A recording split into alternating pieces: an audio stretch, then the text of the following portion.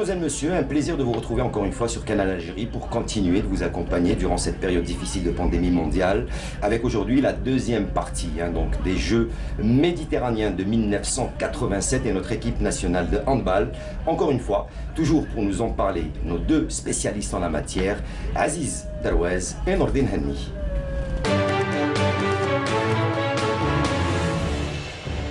Mesdames, Messieurs, bonsoir. Donc, comme annoncé par Hakim Kshroud, Sport en mémoire revient ce soir sur la belle épopée du handball algérien. Nous sommes en 87, les Jeux méditerranéens de l'attaqué en Syrie et cette belle médaille d'or remportée par l'Algérie. Et qui mieux pour nous accompagner, pour nous parler de cette histoire-là que le chef d'orchestre de l'époque. Il s'agit bien sûr de M. Mohamed Aziz Darouez. M. Mohamed Aziz Darouez, bonsoir. Bonsoir, c'est un plaisir de pouvoir nous remémorer ensemble et transmettre ça au public, cette page de l'histoire du sport algérien et du handball en particulier, à savoir la médaille d'or des Jeux méditerranéens de l'attaqué en 87. Et pour être plus précis, le handball, la compétition de handball se déroulait à Damas. Alors donc, on rappelle, 87, l'Algérie est sur le toit de l'Afrique, mais champion d'Afrique 81, 83, 85, 87. On arrive avec 4 titres africains d'affilée. Et puis, il y a ces Jeux méditerranéens où l'équipe nationale doit passer à autre chose, affronter des équipes de notre calibre, des équipes européennes. Tout d'abord, donc, un premier tour où l'Algérie, avec deux victoires et une défaite contre la France, affronte pour les demi-finales une équipe espagnole. Alors, on va tout d'abord parler de cette équipe nationale, donc 4 fois champion d'Afrique, mais ça n'a pas été facile pour ces Jeux méditerranéens. Oui, bien sûr. La particularité donc des Jeux méditerranéens, c'est de rassembler les équipes de 3 continents. Et c'est un saut qualitatif. Et d'ailleurs, je rappelle qu'en 1983, avec les Jeux méditerranéens de Casablanca, c'était un objectif pour toutes les fédérations fixées par le ministre de l'époque depuis 1978, M. Djemal Ouhou. Et il y avait eu donc l'objectif 83, à savoir pouvoir juger du niveau du sport algérien comparativement à des nations européennes, des nations asiatiques, donc à travers les Jeux méditerranéens.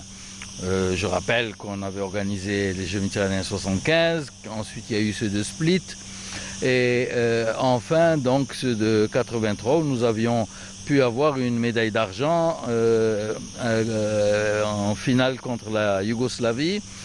Mais entre les Jeux de 83 au Maroc et de 87 de l'attaqué, il y avait une différence importante pour la compétition de handball, à savoir il y avait des demi-finales qu'il n'y avait pas en 83 puisqu'il y avait 2 poules de la même façon qu'en 87. Et les premiers de poule disputaient directement la finale et les autres disputaient les classements. Donc en 83, nous avions joué directement la Yougoslavie en finale et nous avions eu la médaille d'argent. En 87, donc il a fallu, après la victoire contre l'Italie et contre la Turquie, affronter l'Espagne en demi-finale, qui avait terminé première de la poule B. Et ce qui était évidemment donc un obstacle important vu la qualité du handball espagnol et sa place dans le concert des nations depuis quelques années.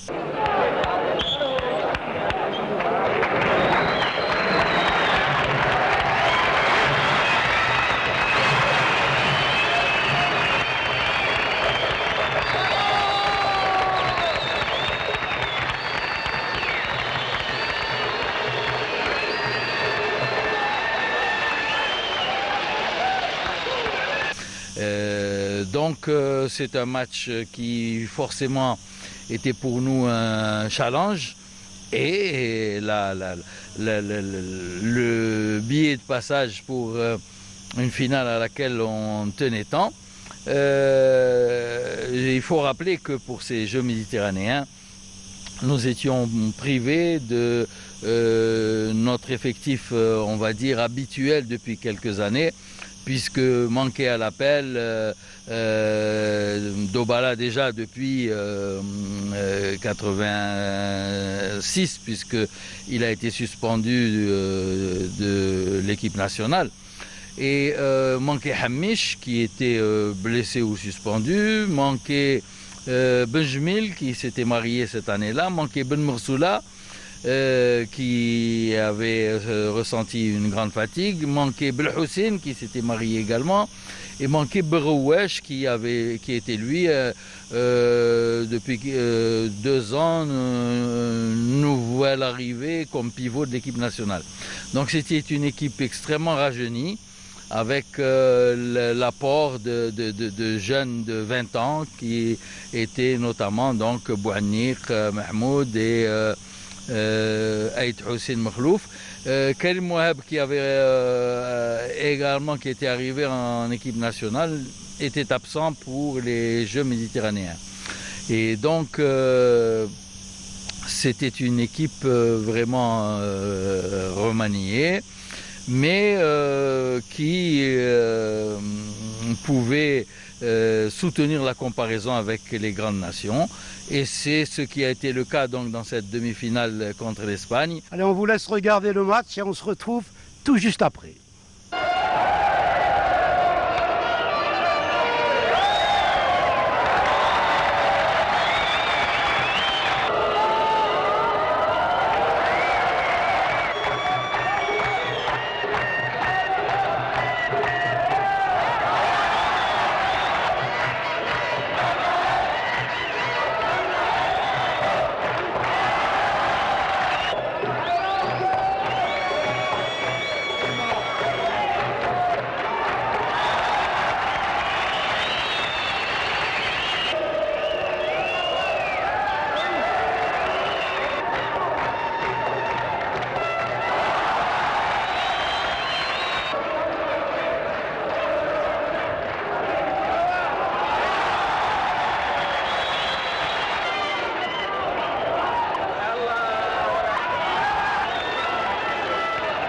Et quel match, vraiment quel match.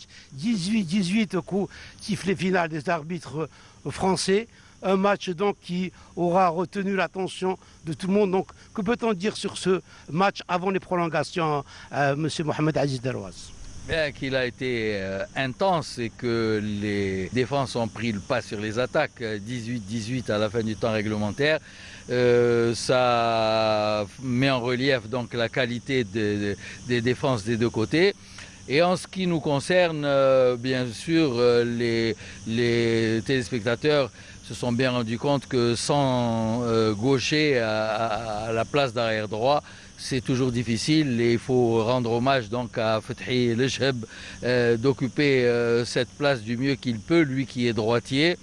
Et donc on doit saluer pour les 2 premières mi-temps la prestation des 2 équipes et notamment celle de Kamel Ouchia comme gardien de but dans les dernières minutes de cette partie.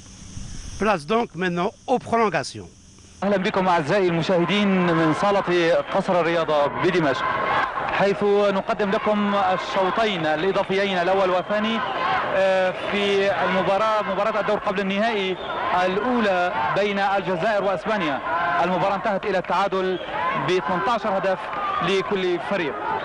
5-1 في الدفاع، يتقدم عقاب إلى الأمام لقطع الكرات الفرنسية الإسبانية وتسديد خارج المرمى، رمية مرمى للجزائر. 19 الجزائر 18 إسبانيا. وحليسة عازب، عقاب مخلوف، عقاب بوعنيق، عقاب لشهب، بهدوء الفريق الجزائري يهاجم وينسق، وخطأ على عقاب دفعه للاعب الإسباني. رمية حرة لإسبانيا، هجمة مرتدة وستة إنما في خط خوسيه داعس على الخط وتجاوزت قدمه خط 6 أمتار. رمية حرة استؤنف اللاعب فيها لشهب لمخلوف. الفريق الإسباني تصدر المجموعة ب عن جدارة وفاز في 3 مباريات على سوريا وعلى اليونان وعلى لبنان. عازب ورمي حرة للجزائر. 3-3 الفريق الجزائري في الهجوم. بوحليسة ومخلوف جناحين. عقاب دخل، انقطعت انتقلت لمخلوف، مخلوف معه وفي استقبال خاطئ من اللاعب رقم 11 إلكسي من الفريق الإسباني. عمره 21 سنة، طوله 190 سنتيمتر. لشهب، عقاب لبوحليسة هدف جزائري آخر. وانتهى الشوط الإضافي الأول 20 الجزائر مقابل 18 إسبانيا. الكرة مع إسبانيا.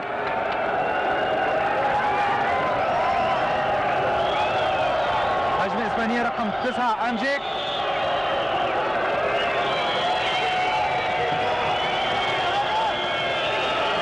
لويس، تمرير وهدف لإسبانيا. إلكسي وهدف لإسبانيا. 20 الجزائر 19 إسبانيا.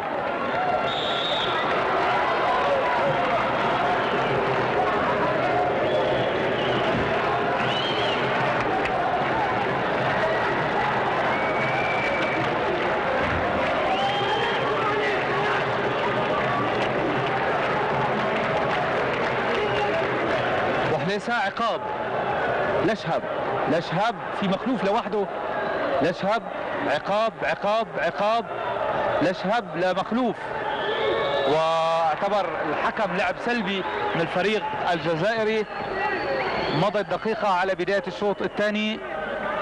20 الجزائر 19 إسبانيا. هل سينجح الأشقاء الجزائريون بالفوز في هذه المباراة والانتقال إلى المباراة النهائية لملاقاة الفريق الفائز بين فرنسا وسوريا؟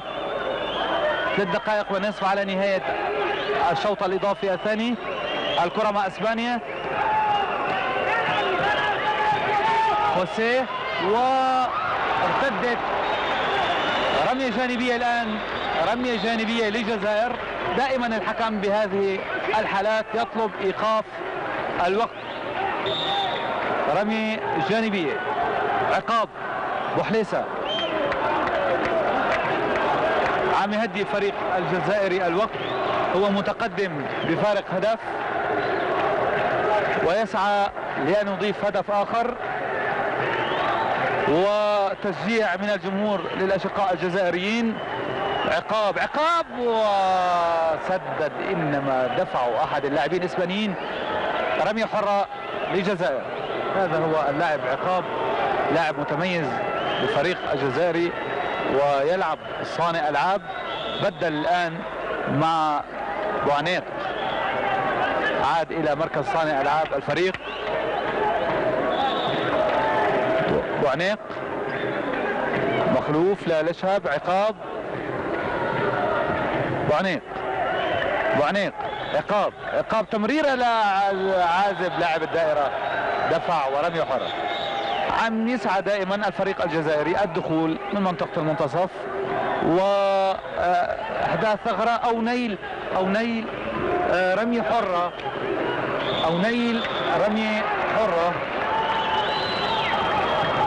حتى يبقى محتفظا بالكرة. لكن انتقلت الكرة للفريق الاسباني الان، و3 دقائق وباقي دقيقتين على نهاية المباراة. خوسيه لتسعة أنجل، هدف التعادل لإسبانيا بعد مرور 3 دقائق و15 ثانية. وفرحة من اللاعبين الإسبان على هدف التعادل. من سيحقق الفوز؟ دقيقة ونصف على نهاية المباراة.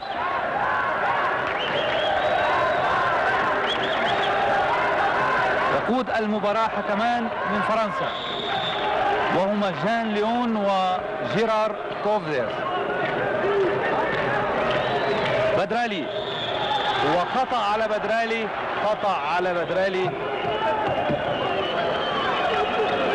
خطأ. رمية حرة لإسبانيا. دقيقة واحدة على نهاية المباراة. سيحاول الإسبان الاحتفاظ بالكرة بأكبر وقت ممكن ويسددوا ويحرزوا هدف. هل سينجحون بذلك؟ الفريق الجزائري يدافع بطريقة رجل لرجل. وعادوا الآن إلى منطقة 6 أمتار. 20-20 وصنف اللعب. 32 ثانية على نهاية المباراة، نهاية الوقت الإضافي الثاني. 20-20 رقم 6 خوسيه، خد 9 وانقطعت، عادت وخطأ على إسبانيا. 20 ثانية على نهاية المباراة والوقت الإضافي الثاني. إيقاف دقيقتين للاعب الإسباني خوسيه. رمية حرة. طبعا ساعة الميقاتي أو ساعة اللوحة الإلكترونية موقوفة حتى يعلن الحكم استئناف الوقت. 17 ثانية عقاب. 20-20 أيضا وقف الحكم الوقت.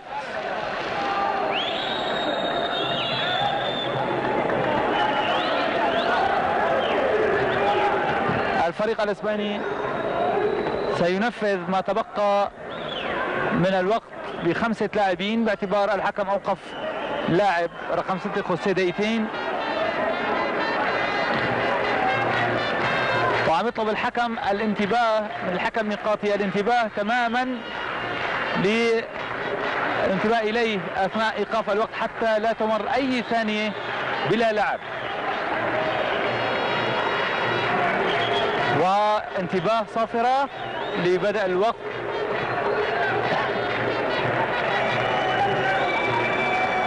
– 11 ثانية على نهاية الوقت الإضافي الثاني.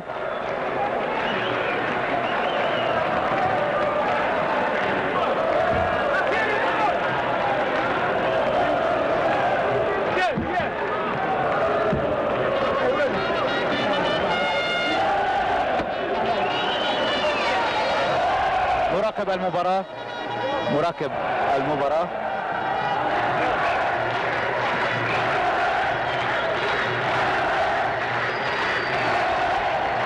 يشرف على سير الثواني الأخيرة. عقاب. بوعناق يلا يا بوعناق. رمية حرة 3 ثواني، باقي ثانية واحدة ورمية حرة، ثانية واحدة. هل سينجح الفريق الجزائري؟ يجب عليه أن يسدد مباشرة على المرمى مباشرة.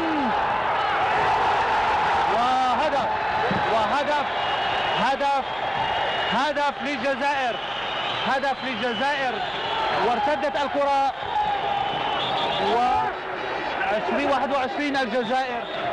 21 الجزائر 20 إسبانيا. اللوحة الإلكترونية تشير إلى 5 دقائق. لا أعلم الوقت المتبقي. ومعتبر الميقاتي ساعة الميقاتي للطاولة هي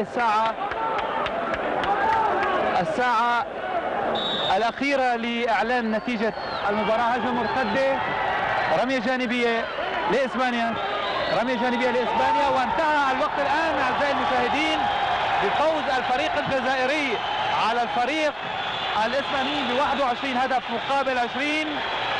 بعد مباراة رائعة ومثيرة وشاهدت شوطيها الإضافيين، فأداء متكافئ وجميل من الفريقين. مبروك للفريق الجزائري الشقيق، وتحية للفريق الإسباني الصديق على هذا الأداء الممتع خلال المباراة.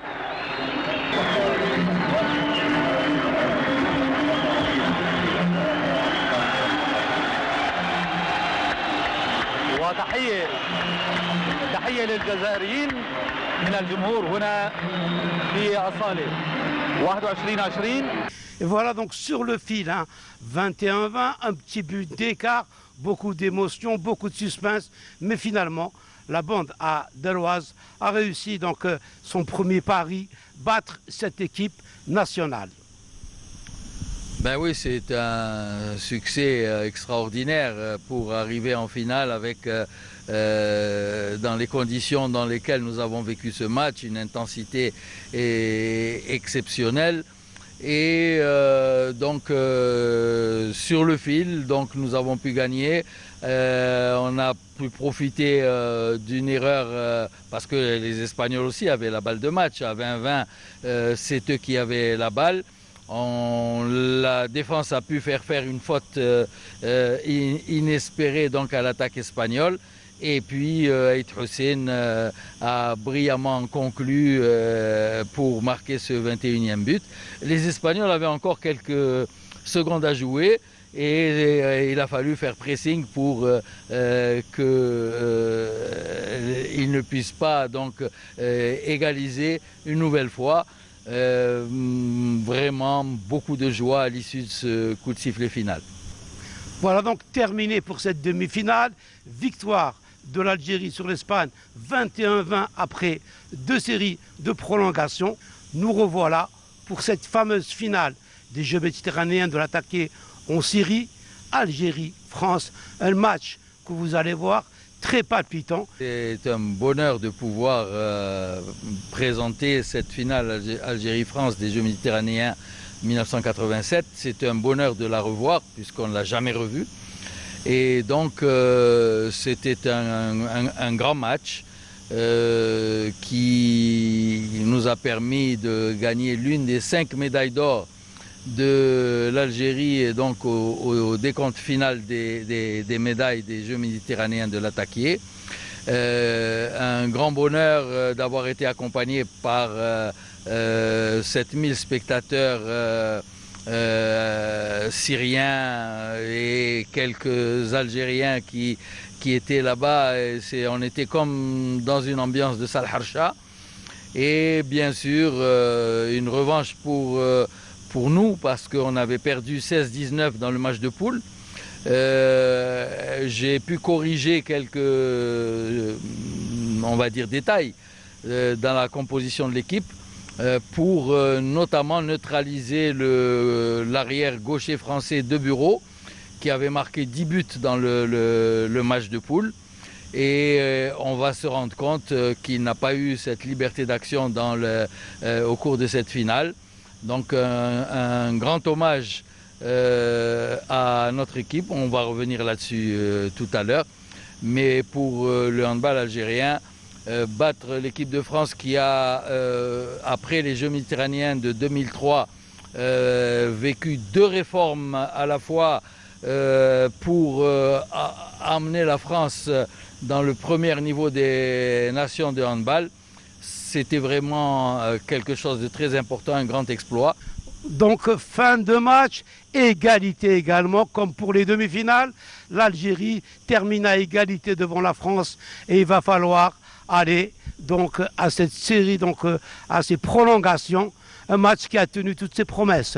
Mohamed Aziz Deloise. Oui, bien sûr, un grand match de notre équipe nationale. Et effectivement, arriver encore à des prolongations parce que jouer 2 fois 2 prolongations contre l'Espagne et nous retrouver encore en prolongation, c'est vraiment pas facile. Surtout que l'exigence physique de notre défense est vraiment importante. Et il faut toujours revenir sur le fait que nous étions avec un effectif amoindri par rapport à la richesse habituelle de notre potentiel. C'est encore une fois un grand coup de chapeau aux joueurs qui nous amènent devant ces prolongations. Je vous laisse donc savourer ces demi-finales et on se retrouve tout juste après. Mahi إلى فول بيرو بورتيس وحراسة مشددة الآن على دوبيرو فول دوبيرو في مخالفة لكن ما يلهاش الحكم يترك اللعب متواصل تمريرة إلى اللاعب المحوري جاردون فيليب كل مرة وين تكون الكرة خطيرة ويكون وراها جاردون فيليب يدخل الآن كمالوشية لقدمته أسرع لكن يهدد من المنتخب الوطني الجزائري هذا. هكذا تتعالى الهتافات من جديد مشجعة المنتخب الوطني الجزائري. تتعالى هتافات الجمهور السوري الشقيق. آية الحسين الآن عقاب لشهب إلى عقاب من جديد لشهب فتح النور لشهب يحاول يدخل بالكرة لكن تدخل ماهي عقاب إلى بوعنيق عقاب من جديد إلى لشهب عمر عازم ما توصلوش كرة من لشهب ومخالفة لصالح المنتخب الوطني الجزائري. دقيقة من الوقت الإضافي بوعنيق لشهب إلى عقاب لشهب حراسة مشددة على كل لاعب الآن في مخالفة لصالح آية الحسين مخلوف تحول من الجناح الأيمن إلى وسط الميدان.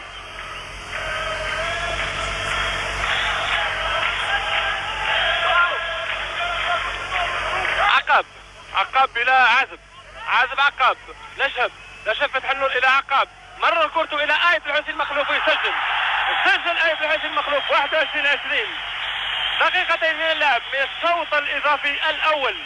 الجزائر 21 فرنسا 20.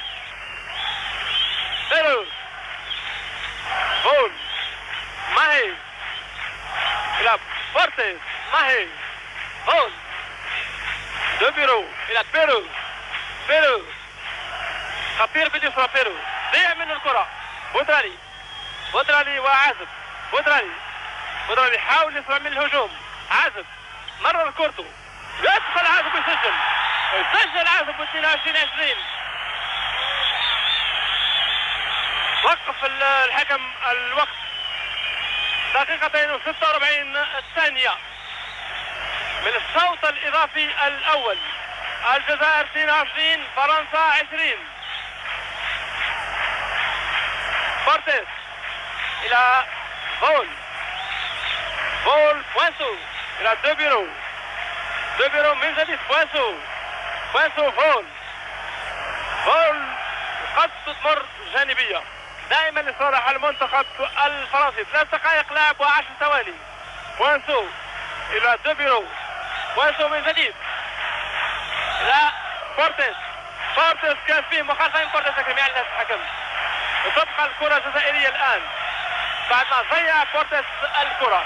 بورتيس كان باع أحد المدافعين الجزائريين بيده اليسرى لكن الحكم ما يعلنهاش. معلش الكرة الجزائرية الآن عازب إلى بوحليفة لشهب فتح النور إلى عقاب لشهب من جديد عقاب بالكرة لشهب عقاب من جديد آية الحسين مخلوف حاول يراوغ لاعب. تبقى الكرة الجزائرية الآن 3 دقائق لعب و58 4 دقائق لعب الآن. هجوم لصالح المنتخب الوطني الجزائري متفوق في النتيجة 22 مقابل 20. عازب أمام الكرة إلى بوعنيق عقاب لشهب الآن إلى عقاب وفي خطأ من اللاعب هاجر. عقاب لشهب إلى بوعنيق يفتش باش يخترق الدفاع وكرة بعد تدخل الدفاع ويقود الحكم كرة لصالح المنتخب الوطني الجزائري سوق في النتيجة 22-20. وحالسة إلى نشب، حاول يقذف نشب، تدخل دائما دوبيرو وكذلك فول.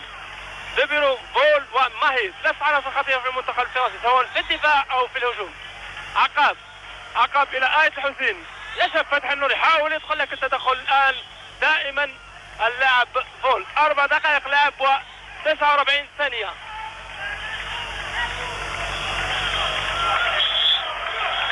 وعنيق إلى عقاب آية الحسين إلى لشب تدخل الدفاع الفرنسي الآن.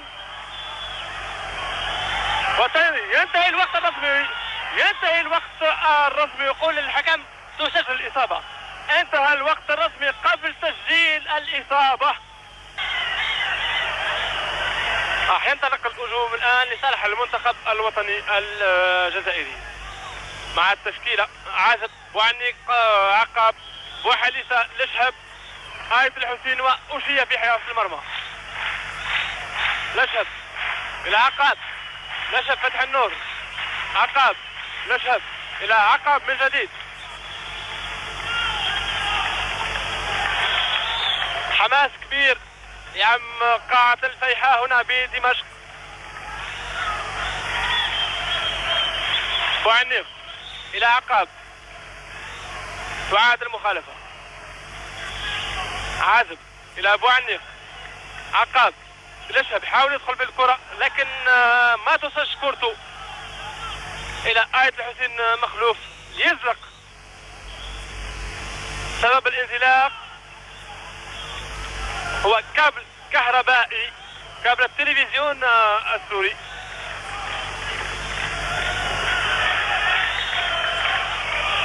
كان وراء انزلاق اللاعب آية الحسين.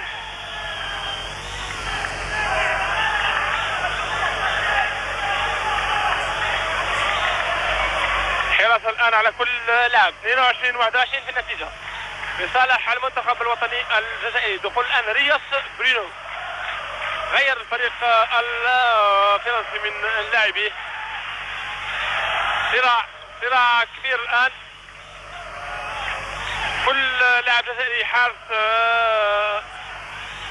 والتدخل. لاعب رياس الآن يسجل هذه الإصابة ويعدل النتيجة 22. رياس يدخل منذ لحظات.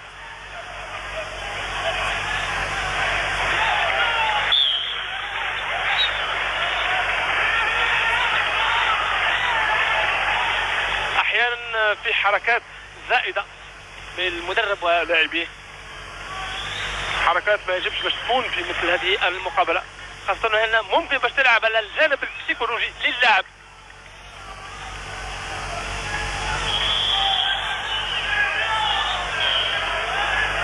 عقاب، بوعنيق من جديد، بوعنيق إلى لشهب بوحليسة، لشهب من جديد، حاول يمرر كورته، تبقى الكرة جزائرية الآن. عازب إلى عقاب، لشهب فتح النور، يطلع لشهب في خطأ على الحكم. إعطاء دقيقتين الآن للاعب فول فريدريك بعد ما تدخل بكل قوة على لشهب فتح النور.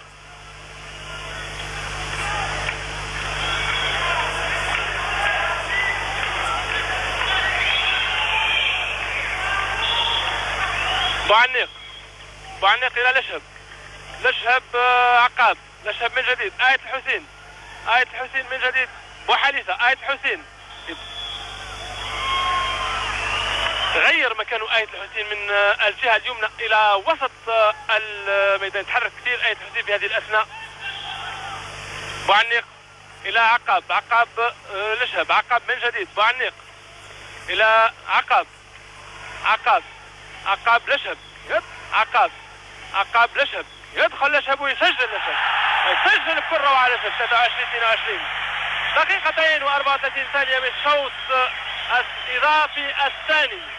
الجزائر 23 فرنسا 22. يواصل الفريق الوطني الجزائري من الحراسة الفردية.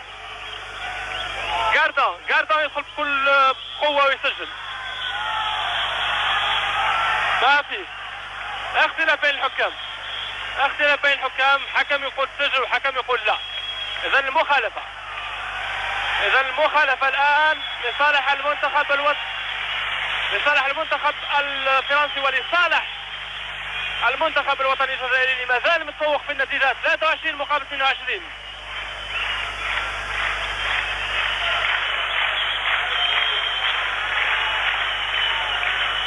يجب الاحتراس كثير من اللاعب جاردا، تدخل موفق لأوشيا كمال. النتيجة 23-22 لصالح المنتخب الوطني الجزائري. 3 دقائق لعب من الشوط الإضافي الثاني. عقاب إلى نشهد، عقاب من جديد. بوعنيق حاول يدخل، بوعنيق بحراسة كبيرة على بوعنيق.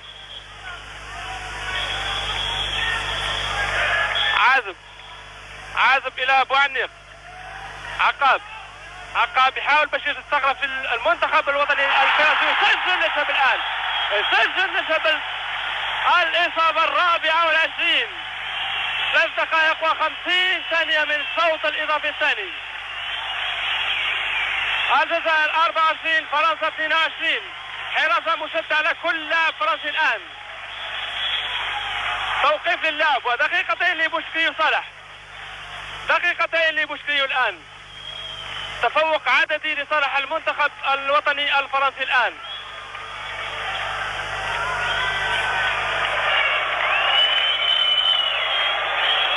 دقيقة وثانية عن انتهاء الشوط الثاني الإضافي.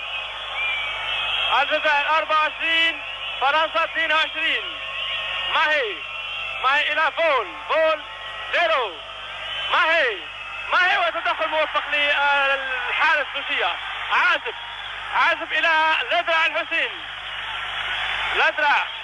عازب من جديد، وتتعالى الهتافات مشجعة المنتخب الوطني الجزائري هنا بقاعة الفيحاء بدمشق. دائما الهجوم جزائري الآن. 4 دقائق لعب و26 ثانية. بودرالي إلى نشهب فتح النور ومخالفة لصالحه. 30 ثانية عن انتهاء الشوط الإضافي الثاني.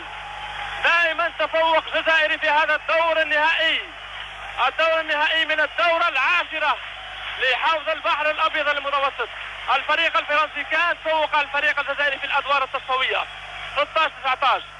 الفريق الوطني الجزائري يسأر لنفسه اليوم وهو متفوق في النتيجة 24-22. اللحظات تمر، نقترب من نهاية المقابلة. 23-24. 5 ثواني عن نهاية المقابلة، 5 ثواني عن نهاية الوقت الإضافي الثاني والمقابلة. الجزائر 24 فرنسا 23. اسم الجزائر يتعالى وتتهافت الجمهور، تتهافت عليه تصفيقات الجمهور مشجعة إياه.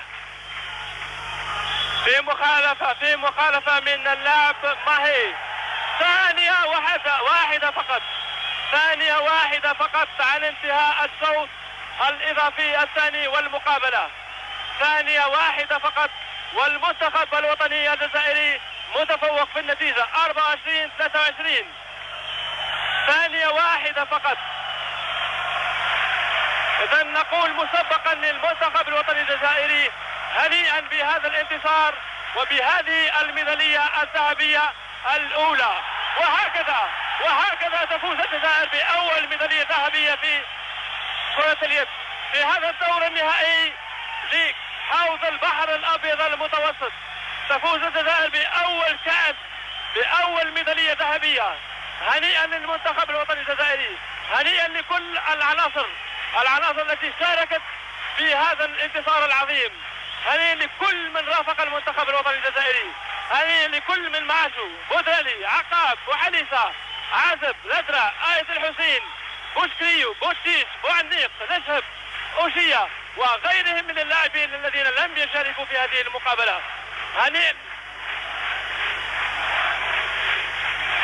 إذا هنيئا للمنتخب الوطني الجزائري وإلى اللقاء في فرصة أخرى بحول الله.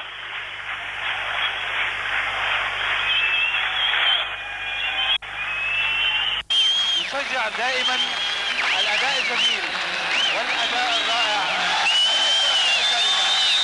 سوريا هدفها هو احتضان الدول المشاركة بكل قلوبها، احتضان الأصدقاء والأصدقاء وإتاحة فرص اللقاء، إتاحة اللقاء وبكل محبة وود ووفاء وتقدير لكل اللاعبين للوصول بمستوى دائما متطور.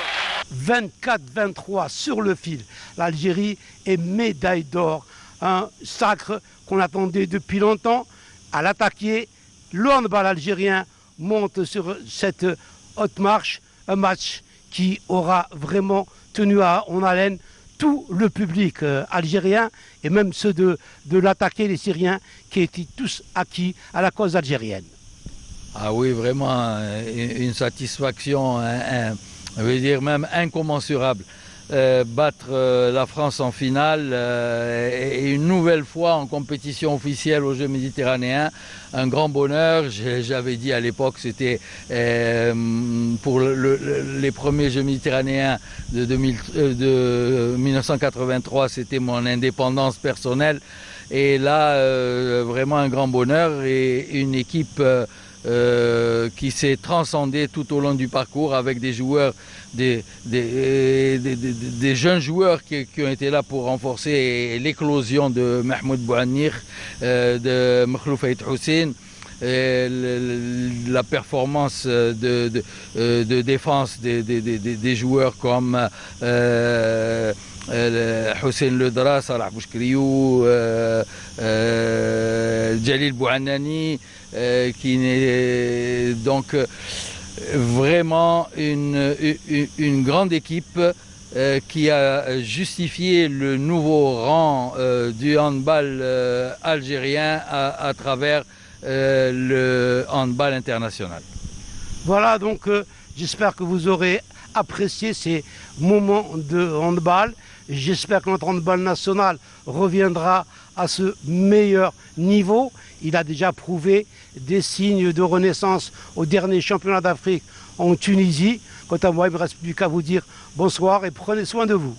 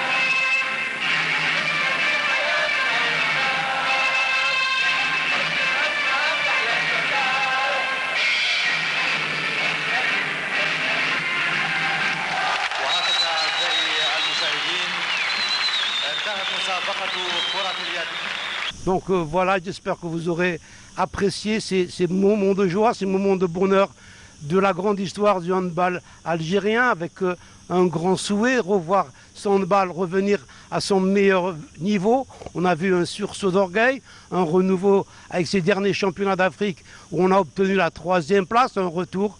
On espère qu'on y reviendra. J'espère que c'est votre souhait et merci d'avoir été là, M. Aziz Deloaz. Ben, merci à vous et je pense que maintenant la mémoire reprend sa place et que ces lettres d'or écrites par cette équipe nationale des années 80 ne seront plus oubliées comme ça. Donc merci à vous de nous avoir suivis. Il ne me reste plus qu'à vous souhaiter une bonne soirée et prenez bien soin de vous.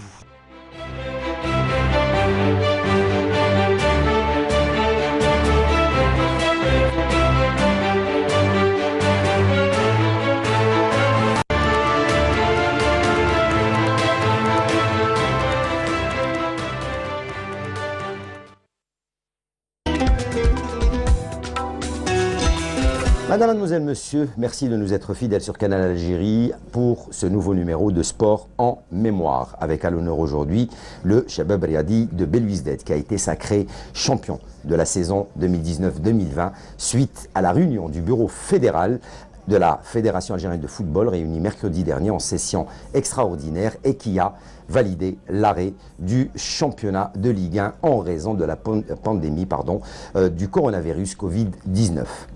Le Chabab Riadi de Belouizdad, donc leader de la Ligue 1 au terme de la 22e journée, soit peu avant la suspension de la compétition le 16 mars dernier, remporte le 7e titre de son histoire. Aujourd'hui, dans Sport en mémoire,